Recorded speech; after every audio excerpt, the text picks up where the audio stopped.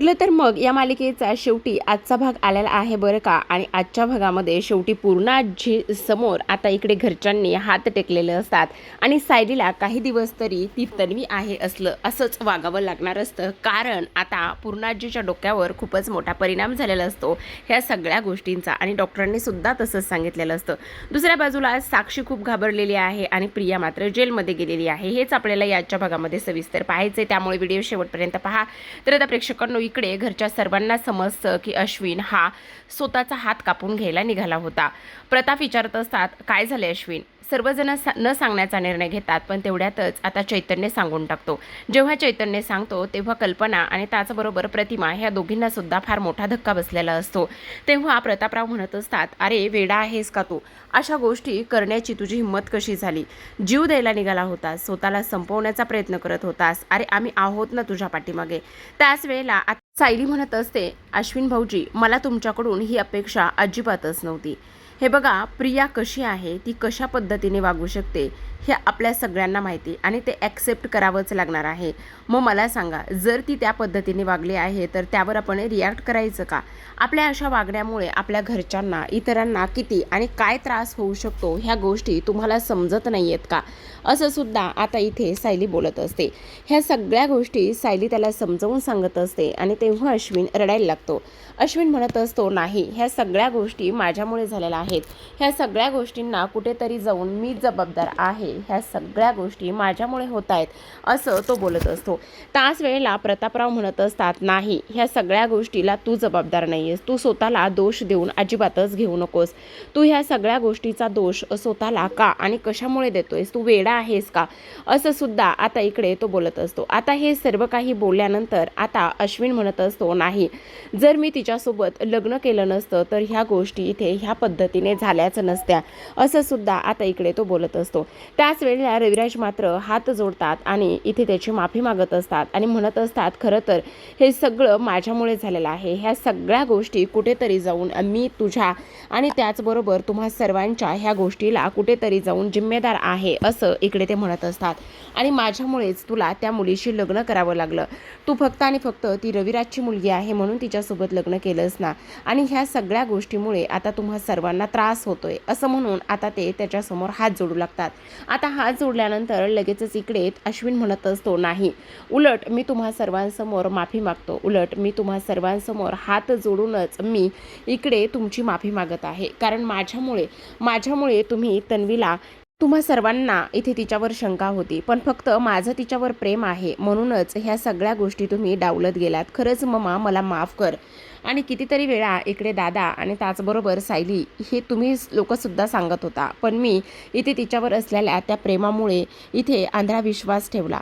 खरं तर मी तुम्हा सर्वांचा गुन्हेगार आहे असं अश्विन म्हणत असतो आणि त्या सर्वांसमोर हात जोडून माफी मागत असतो. त्याच वेळेला सायली म्हणत असते, अश्विन भाऊजी, हे बघा, असं करू नका ना. हे बघा, ह्या सगळ्या गोष्टी तुम्ही प्लीज करू नका. आणि त्याहूनही सगळ्यात महत्त्वाचं मी तुम्हाला एक सांगू का? हे बघा, जे काही होतं ना ते सगळं काही चांगल्यासाठीच होतं. तुम्ही एवढ्या ह्या सगळ्या गोष्टींचा विचार करून स्वतःला मात्र दोष देऊ नका असं ती बोलत असते. त्याचबरोबर आपण दुसऱ्या बाजूला पाहतो की आता इकडे पोलीस हे महिपत, त्याचबरोबर नागराज आणि प्रिया ह्या तिघांना सुद्धा घेऊन चाललेले असतात. जेव्हा ह्या तिघांना घेऊन जात असतात त्याच वेळेला आता नागराज प्रियाकडे पाहून महिपतला म्हणत असतो, अरे महिपत, ही समोर बसलेली व्यक्ती कोण आहे? ही गोष्ट तुझ्या लक्षात येते का? तू ह्या मुलीला ओळखतोयस का? ही मुलगी कोण आहे हे तुला समजतंय का? अरे तुला सांगू का, एकेकाळी ही एवढी शितापीने वाचवायची ना स्वतःला की काही विचारूच नको. पण आता बघ ना, हिला एका खुनाच्या आरोपाखाली इथे अटक झालेली आहे. अरे आपण तरी इथे मर्डर अटेम्प्टच्या केसखाली अटक झालेलो आहोत. मग मला सांग, आपण त्या केसमध्ये अटक झालेलो आहोत तर आज ना उद्या आपण त्या केसमधून बाहेर येऊ. पण हिचं काय रे? हिला तर आता कायमचंच जेलमध्ये खडी फोडायला थांबावं लागणार आहे. हिचं तर कसं होणार आहे रे महिपत? तुझ्या लक्षात येतंय का? बघ ना, ही कशी दिसते. आणि तुला सांगू का, एवढे दिवस त्या सुभेदारांना ही फसवत राहिली, एवढे दिवस ही सुभेदारांच्या नाकावर टिचून त्या सर्व गोष्टी करत राहिली. पण आज बघ ना, त्या सुभेदारांनी मिळून तिची काय अवस्था केली, कशा पद्धतीने ते सगळं काही झालेलं आहे. असं सुद्धा आता इथे तो बोलत असतो. त्याच वेळेला नागराज म्हणत असतो, अरे महिपत, फक्त मी एकटाच बडबड करत आहे, तू तर काही बोलतच नाहीयेत, तू सुद्धा सांग ना हिला जरा 2 शब्द, तू सुद्धा ह्या सगळ्या गोष्टी एकदा बघून आणि बोलून घे ना, असं सुद्धा तो बोलत असतो. तेव्हा महिपत म्हणत असतो, जाऊ दे ना नागराज शेठ, कशाला उगाचच हे सगळं काही करताय. हे बघा, ज्या गोष्टीची इथे आपण शिक्षा, आपण ज्या काही गोष्टी इथे केलेल्या आहेत, जो गुन्हा केला आहे त्याचीच आपल्याला शिक्षा मिळत आहे ना. आता आपल्याला जेव्हा इकडे हे सगळं देवाच्या ह्याच्यावरच सोडून द्यायचं, जेव्हा आपली शिक्षा संपेल किंवा जेव्हा आपला गुन्हा माफ होईल त्यावेळेसच आपल्याला इथे सोडवलं जाईल. आता हे सगळं काही ऐकून इथे नागराज म्हणत असतो, अरे महिपत, तू वेडा आहेस का? तुझ्या गोष्टी लक्षात येतंय का? म्हणजे बघ ना, इकडे मला तर धक्का बसतोच आहे ह्या सगळ्या गोष्टीमुळे, पण इथे ह्या प्रियाला सुद्धा ह्या सगळ्या गोष्टींचा धक्का बसलेला आहे. तिला सुद्धा असं वाटतंय की महिपत असा कसा बोलू शकतो आणि महिपत ह्या सगळ्या गोष्टी कशा कशा पद्धतीने बोलू शकतो, हे सगळं ऐकून तिला सुद्धा धक्का बसलेलाच आहे. काय ग प्रिया, बरोबर बोलतोय ना मी? आता प्रिया मात्र अर्धी मेली झालेली असते. दुसऱ्या बाजूला आपण पाहतो इथे आता प्रतिमा आणि कल्पना ह्या दोघीजणी अश्विनला समजावून सांगत असतात, अरे अश्विन, हे बघ, एवढी चांगली फॅमिली, एवढं चांगलं कुटुंब तुझ्यासोबत आहे, मग तू असा कसा वागू शकतोस? त्याच वेळेला अर्जुन म्हणत असतो, हो, त्या प्रियामुळे स्वतःचं आयुष्य संपवायचं अजिबातच नाही. मग रविराज म्हणत असतात, हो अश्विन, हे बघ, एवढे सगळं कुटुंब तुझ्यासोबत आहे आणि मी तर पहिलंसुद्धा जेव्हा मला माहिती नव्हतं की ती माझी मुलगी तन्वी नाही आहे म्हणून, त्यावेळेससुद्धा मी तुझ्या पाठीशी खंबीरपणे उभा होतो. मी तेव्हा तुला हेच सांगण्याचा प्रयत्न करत होतो की काही जरी झालं तरीसुद्धा तुला जर घटस्फोट द्यायचा असेल तर तू देऊ शकतोस आणि आता तर काही विषयच नाही आहे. हे बघ, तू स्वतःला ह्या सगळ्या गोष्टींचा दोष देत अजिबातच बसू नकोस. तुझ्या गोष्टी लक्षात येत आहेत का? असं ते बोलत असतात. त्याच वेळेला आता इकडे सायली म्हणत असते, हे बघा अश्विन भाऊजी, तुम्ही आता इकडे पूर्णाजीला त्रास होतोय, त्यांना पाहणं, त्यांच्या पाठीमागे खंबीरपणे उभं राहणं, ह्या सगळ्या गोष्टी तुम्हाला करायच्या आहेत. तुम्ही जर असं हातबल होत राहिला तर मग त्यांच्याकडे कोण बघणार आहे? मग आता इथे चैतन्य म्हणत असतो, त्या प्रियासारख्या नीच मुलीसाठी तू तुझं आयुष्य इथे खराब करून घेऊ नकोस. तुला त्या सगळ्या गोष्टी करण्याची काहीही गरज नाही आहे, असं सुद्धा आता इथे तो बोलत असतो. त्याचबरोबर सायलीसुद्धा तेच म्हणत असते आणि सगळेजण मिळून आता अश्विनला समजावण्याचा प्रयत्न करत असतात. पण अश्विन म्हणत असतो, नाही, त्या मुलीनं मला फसवलंय, ती मुलगी माझ्यासोबत असं वागली, त्यामुळे मला आता कळत नाही नेमकं काय करावं आणि काय नाही ते. त्याचबरोबर इकडे आता दुसऱ्या बाजूला आपण पाहतो, नागराजने एक हात तोंडाला लावलेला असतो आणि म्हणत असतो, बघितलंस का महिपत, अरे त्या प्रियाला सुद्धा जरा धक्काच बसला की तुझ्या वागण्याचा. मला तर धक्का बसतोच आहे, पण तिला सुद्धा धक्का बसतोय रे महिपत. अरे असं नको करूस. अगं प्रिया, तुला सांगू का, हा महिपत ना वेड्यासारखा करतोय बघ. हे मला तर कळतच नाही की हा का आणि कशामुळे असा वागतोय ते, पण तुला कळतंय का? त्यावर आता महिपत म्हणत असतो, नागराज शेठ, गप्प बसावं जरा. त्यावेळेला नागराज म्हणत असतो, पण तुम्हाला सांगू का महिपत शेठ, अहो 200% नाही, 113% सांगतो, आता ह्या प्रियाला कोणीही तिथून बाहेर काढत नसतं. आता प्रियाला तिथे खडी फोडायलाच आणि त्याचबरोबर आयुष्यभर तिथेच तिची दरिद्री अवस्था होणार आहे. खूप जास्त उड्या मारत होती, खूप जास्त स्वतःवर कॉन्फिडन्स होता, पण तसं मात्र काहीच झालं नाही आहे. आणि महिपत, तुला अजून एक सांगू का, आता बघ ना, म्हणजे सायली आणि त्याचबरोबर अर्जुनने ह्या एवढ्या हुशार प्रियाचा कसा गेम केला आहे हे लक्षात येतंय का? ही एकटी पडली एकटी प्रिया.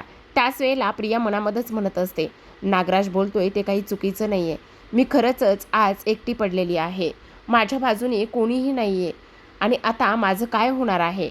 ह्या सर्व गोष्टींचा प्रिया मनामध्ये विचार करू लागते. त्याच वेळेला नागराज म्हणत असतो, त्या सदा आणि मैनाने सुद्धा हिची साथ सोडली आहे. आज सदा महिनाची बबली म्हणायचं का प्रिया म्हणायचं का तन्वी म्हणायचं कळतच नाही. आता इकडे हे सर्व झाल्यानंतर दुसऱ्या बाजूला आपण पाहतो, कल्पना म्हणत असते, हे बघ अश्विन, आमचा तुझ्यावर पूर्ण विश्वास आहे, तू आमचा मुलगा आहेस आणि आईवडिलांनीच मुलाच्या चुका, मुलाचे गुन्हे पदरात घेणं त्यांचं कर्तव्य असतं. मला पूर्ण खात्री आहे की काही झालं तरी तू ह्या सगळ्या गोष्टीतून बाहेर येशील, स्वतःला सावरशील. त्याच वेळेला आता तिथे विमल आलेली असते. विमल आल्यानंतर ती म्हणत असते, सायलीताई, सायलीताई, अर्जुन दादा, आणि इथे मी पूर्णाजीजवळ बसले होते, पण पूर्णाजींना काहीच बोलत नाही आहेत, एकदम शांततेत बसल्यात. मी आणि सुमन काकूसुद्धा दोघीजणी आहोत. त्याच वेळेला आता इकडे सायली म्हणत असते, अश्विन भाऊजी बघा ना एकदा प्लीज, पूर्ण आजीला आत्ता तुमची गरज आहे. तुम्ही एकदा पहा ना, बोला ना त्यांच्याशी एकदा बोलून चेक करा. मग आता अश्विन धावतच खोलीकडे निघालेला असतो. तोवर सुमन म्हणत असते पूर्णाजीला, पूर्णाजी मला समजते तुमची अवस्था कशी झाली आहे. जेव्हा हे माझ्यासोबत असं वागले होते ना, त्यावेळेस माझीसुद्धा अवस्था अगदी तशीच झाली होती. तेव्हा मलासुद्धा कळत नव्हतं की मी काय करावं आणि काय नाही. मी सुद्धा तेव्हा इथे अशी शांत पडून होते. आपल्या माणसांनी जेव्हा आपल्याला फसवलं जातं किंवा आपल्याला इथे धोका दिला जातो ना, त्यावेळेस आपली अवस्था अशीच होती. पण पूर्णाई तुम्ही अजिबात काळजी करू नका. हे बघा, आपलं सर्व कुटुंब आपल्याबरोबर आहे. काही जरी झालं तरी आपल्या सर्व कुटुंबांनी आपल्याला साथ दिलेली आहे. त्यामुळे तुम्हाला काळजी करण्याची काही गरज नाही, असं ती बोलत असते. तेवढ्यातच तिथे अश्विन येतो. सायली एका बाजूला बसलेली असते आणि अश्विन येतो. मग आता अश्विन म्हणत असतो, पूर्णाई तुला काय होतंय? पूर्णाजी तुला त्रास होतोय का कसला? त्याचबरोबर हे बघ, तू बोलणार आहेस का माझ्याशी? हे बघ, काळजी करू नको, सगळं काही व्यवस्थित होणार आहे, सगळं काही ठीक होणार आहे. आणि हे बघ, आपल्यासोबत सगळेजण आहात, मी सुद्धा तुझ्याबरोबर आहे ना. मग तुला आता काळजी करण्याची काही गरज नाही आहे. प्लीज तू शांत हो. त्याच वेळेला आता इकडे ती काहीच रिस्पॉन्स देत नसते. मग आता अश्विन म्हणत असतो, बहुतेक ना तिने ह्या सगळ्या गोष्टींचं टेन्शन घेतलेलं आहे आणि टेन्शन घेतल्यामुळे कदाचित असं कधीतरी होऊ शकतं. मग आता प्रतिमा म्हणत असते, पण पूर्णाई बऱ्या होणं फार गरजेचं आहे आणि ते सुद्धा लवकरात लवकर. तेव्हा अश्विन म्हणत असतो, आई नको काळजी करू, होईल सगळं काही व्यवस्थित. त्याचबरोबर आपण पाहतो की इकडे तो म्हणत असतो, बहुतेक तिच्या ना मनावर थोडासा ट्रेस आलेला आहे. माझ्या ओळखीतल्या एक डॉक्टर आहेत, मानसोपचार तज्ज्ञ. मी त्यांच्याशी बोलतो आणि ताबडतोब त्यांना इथे बोलवून घेतो. त्या नक्कीच आपल्याला मदत करतील आणि घरी येतील.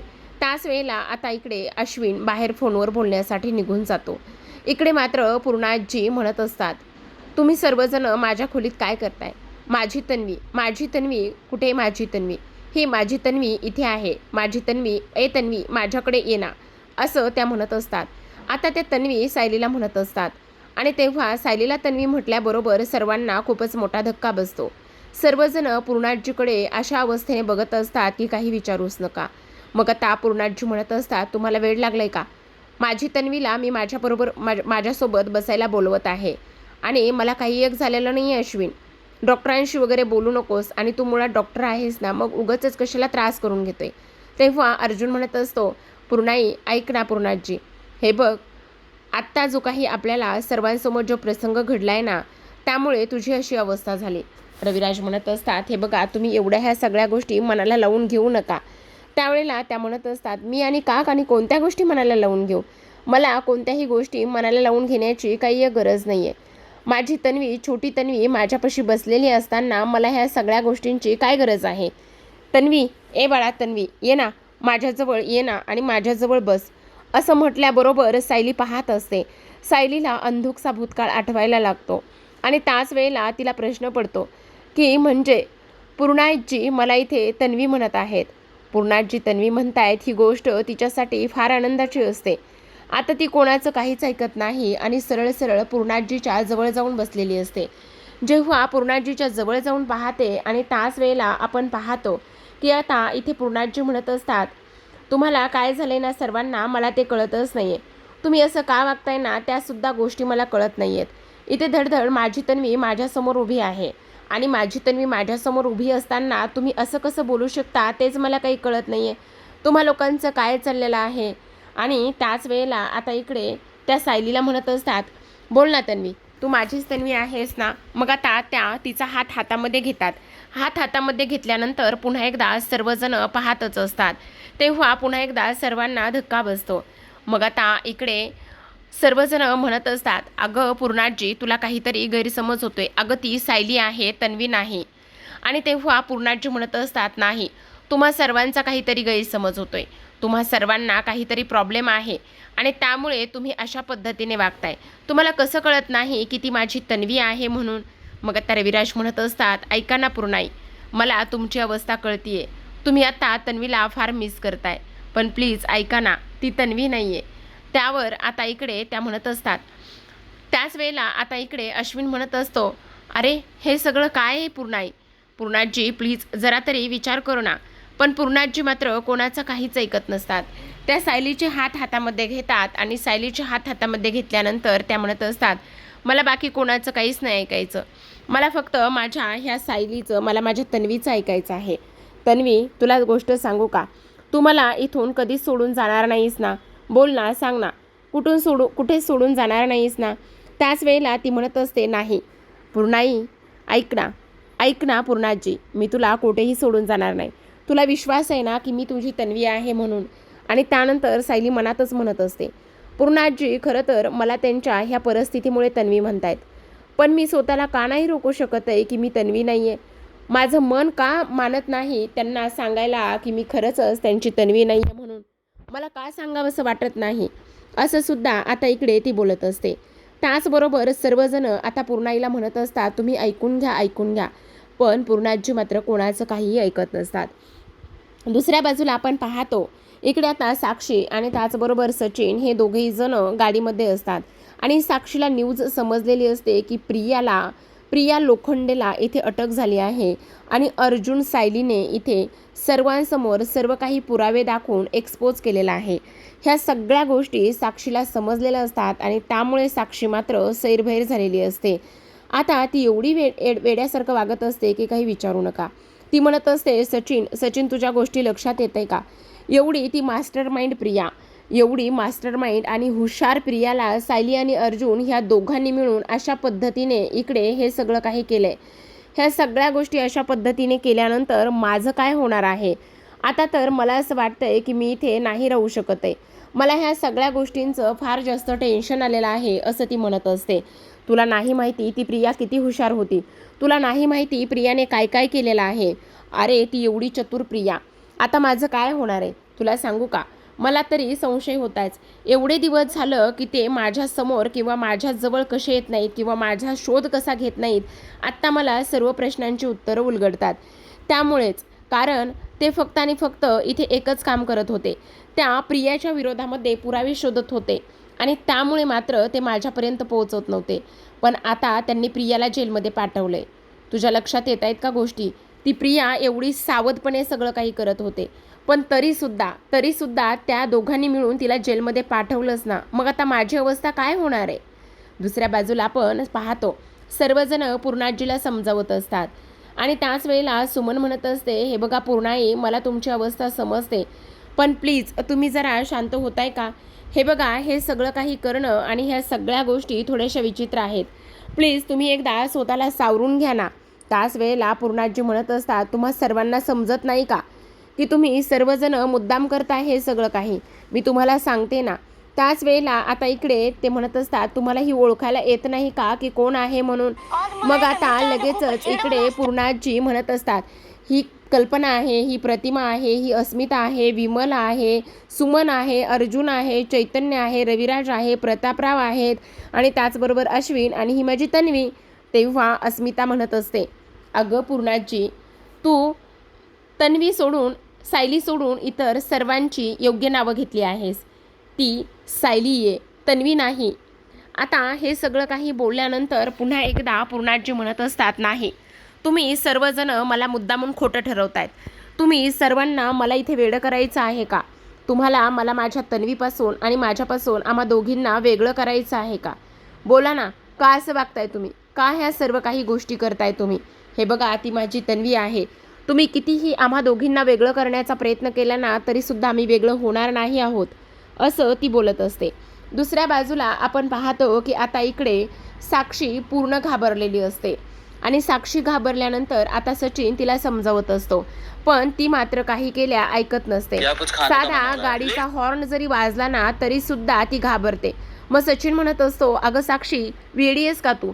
साधा गाडीचा हॉर्न जरी वाजला तरी सुद्धा तू घाबरायला लागलेली आहेस. मग आता ती म्हणत असते, मी असं किती दिवस राहणार आहे? मी समिधा शिखरे म्हणून किती दिवस राहणार आहे? नाही राहूच शकत मी अशा पद्धतीने.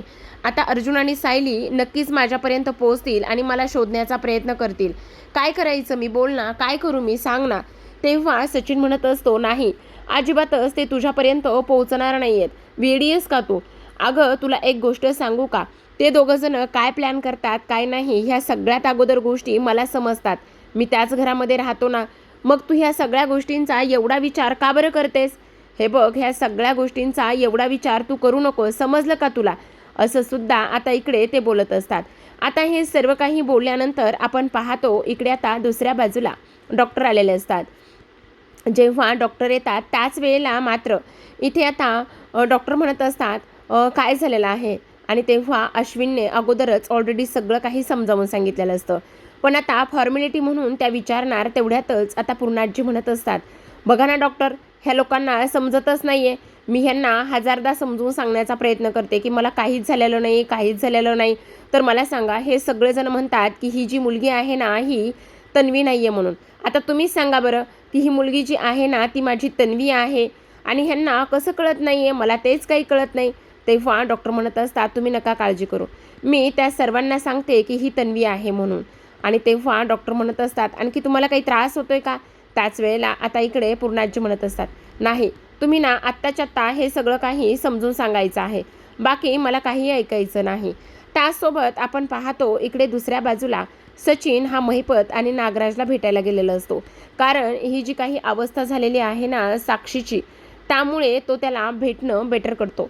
म्हणूनच तो आता तिथे जातो. तो तिथे गेल्याबरोबर महिपत म्हणत असतो, जावई बापू म्हणजे सचिनराव तुम्ही इकडे? त्याच वेळेला तो म्हणत असतो, हो मी इकडे आलेलो आहे, कारण कामच तेवढं अर्जंट होतं. बोला ना काय झालेलं आहे? तेवढ्यातच आता साक्षी तिथे येते. साक्षी तिथे आल्याबरोबर ती अण्णांसमोर उभी राहते आणि अण्णांसमोर उभी राहिल्यानंतर ती म्हणत असते, अण्णा मी आत्ता प्रियाला भेटायला गेले होते. प्रियाची अवस्था पाहून मला खूप टेन्शन आलेलं आहे.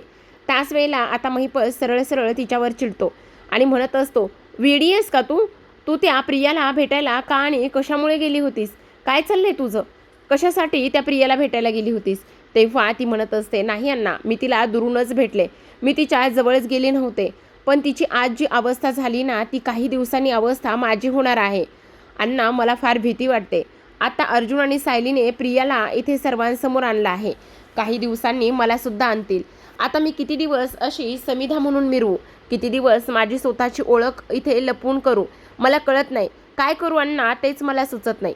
त्याच वेळेला आता इकडे महिपत म्हणत असतात, वेडी का साक्षी तू? तेव्हा नागराज सुद्धा आता चिडतो आणि म्हणत असतो, वेडी का तू?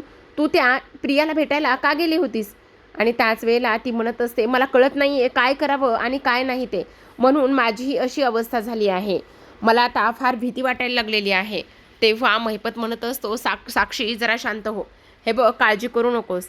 आपण आता काही जरी झालं ना तरीसुद्धा चांगला मार्ग निवडायचा. बाहेर आल्यानंतर चांगल्या पद्धतीने वागायचं आणि सगळं काही देवावर सोडून द्यायचं. देव जी शिक्षा देईल तीच आपण इथे भोगायची. तेव्हा साक्षी म्हणत असते, काय अण्णा तुम्ही बरे आहात ना? तर दुसऱ्या बाजूला आपण पाहतो की डॉक्टरांनी सांगितलेलं असतं की हो हीच तुमची तन्वी आहे. मग आता सायली म्हणत असते, पूर्णाजी तुम्ही काळजी करू नका बरं, जरा शांत व्हा. तेव्हा त्या म्हणत असतात, मला काय वेळ लागलाय का? तुम्ही सगळेजण इथून निघून जा बरं, आणि तन्वी तू माझ्याजवळ येऊन बस बरं. डॉक्टर बाजूला होतात आणि त्यानंतर सायली पुन्हा पूर्णाजीजवळ जाऊन बसते. मग आता त्या म्हणत असतात, सांग ना, तू ह्या सर्वांना सांग की तूच माझी तन्वी आहेस. ह्यांना विश्वास बसत नाही, ह्यांना असं वाटते मला वेळ लागलाय, मी वेडी आहे, मला ओळखायला येत नाही. बघ ना बाळा, बाळा बोल ना, तूच माझी तन्वी आहेस ना? मग तेव्हा सायली म्हणत असते, तुम्हाला वाटतंय ना मी तुमची तन्वी आहे म्हणून, मग बाकीच्या लोकांना तुम्हाला काहीही प्रूफ देण्याची आणि पटवून सांगायची काहीच गरज नाही आहे. मला सुद्धा माहिती आहे की मी तुमची तन्वी आहे. हो पूर्णाजी, मीच तुमची तन्वी आहे. असं म्हटल्याबरोबर सर्वांना खूप मोठा धक्का बसतो. आणि त्याच वेळेला आता इकडे पूर्णाजी म्हणत असतात, वाटते ना तुला सुद्धा तूच माझी तन्वी आहेस म्हणून? मग आता दोघीजणी एकमेकींना घट्ट मिठी मारत असतात. आता दोघीजणींनी एकमेकींना घट्ट मिठी मारल्यानंतर आपण पाहतो इकडे कल्पना प्रतिमा पाहतच असतात. प्रतिमा म्हणत असते, अगं पूर्णाई काय करतेस? तेव्हा पूर्णाजी म्हणत असतात, काय गे, तुला सुद्धा तुझी लेक इथे ओळखायला येत नाहीये का? वेडी आहेस का तू? तर आता प्रेक्षकांनो आजच्या भागामध्ये एवढं. उद्याचा भाग तर फार इंटरेस्टिंग आहे, त्यासाठी चॅनलला नक्की सबस्क्राईब करा आणि उद्याचा भाग पहा. तर आता प्रेक्षकांनो इथे आपण पाहतो डॉक्टर म्हणत असतात, आता पूर्णाजीच्या ह्या सगळ्या गोष्टींचा इथे त्यांच्या ह्याच्यावर मनावर परिणाम झाला आहे आणि त्यामुळे आता यावर एकच उपाय आहे. जोपर्यंत पूर्णाजी बऱ्या होत नाहीत ना तोपर्यंत तुम्हा सर्वांना त्यांच्या कलानुसारच वागावं लागणार आहे. काही जरी झालं तरीसुद्धा तोपर्यंत सायली सुभेदार तुम्हाला तन्वी म्हणूनच त्यांच्यासमोर राहावं लागणार आहे. आणि तेव्हाच पूर्णाजी बऱ्या होतील. तुम्हाला ह्या गोष्टीची व्यवस्थित काळजी घ्यावी लागणार आहे, असं डॉक्टरांनी स्पष्टपणे सांगितलेलं असतं. आता जेव्हा डॉक्टरांनी हे स्पष्टपणे सांगितलं जातं तेव्हा मात्र सर्वांना खूप मोठा धक्का बसतो. पण आता इथे सर्वांकडे काहीही पर्याय शिल्लक राहिलेला नसतो. पूर्णाजीची तब्येत ही गोष्ट सर्वांसाठी फारच महत्त्वाची असते. तर आता इकडे संध्याकाळच्या वेळेला डिनरचा टाईम असतो आणि जेवायला बसलेले असतात. तेव्हा इथे पूर्णाजी म्हणत असतात, ऐक ना तन्वी, तू सुद्धा माझ्या बाजूला बस ना. मग आता लगेचच त्या बाजूला बसते आणि त्या म्हणत असतात, मी कशी लहानपणी तुला घास भरवायची ना, आत्तासुद्धा मी तसाच घास तुला भरवते. मग आता पूर्णाजी तिला एक घास भरवतात आणि त्यानंतर पुन्हा एकदा सायली पूर्णाजीला एक प्रेमाचा घास भरवत असते. आता हे सगळंजण पाहत असतात. ह्या सगळ्यांना माहिती आहे ती तन्वी नाही आहे, पण पूर्णाजी तिला तन्वी मानून बसल्यात. पण आता खरं पाहायला गेलं तर हीच त्यांची तन्वी आहे.